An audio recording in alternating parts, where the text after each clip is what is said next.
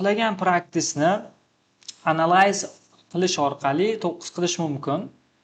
Xo'p, qanday qilib? Chunki biz ba'zida biz uni javoblarini ham topa olmaymiz va audio transkriptini ham topa olmaymiz. Endi biz birinchi qiladigan ishimiz shu practice'ni olib yozib olishimiz kerak bo'ladi. Qanday qilib? Mana birinchi bu yerda mana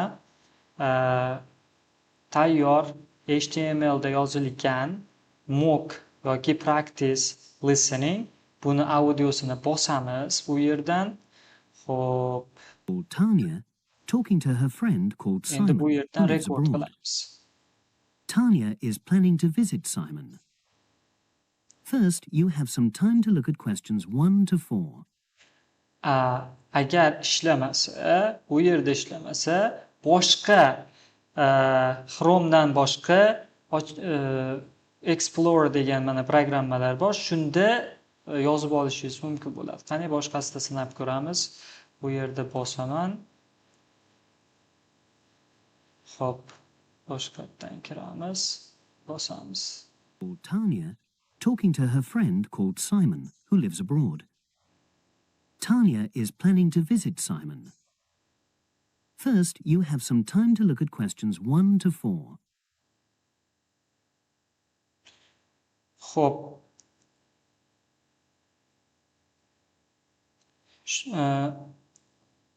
Shu holatda yozishni boshlaymiz, ya'ni har bitta yozilgan audioni, ya'ni skriptini, transkriptini bu yerda tekstini chiqarib beradi va tayyor bo'lgan tekstni AI orqali tekshirishni boshlaymiz.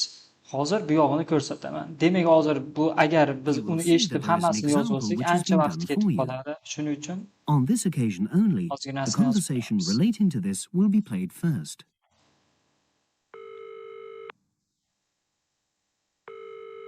Hello?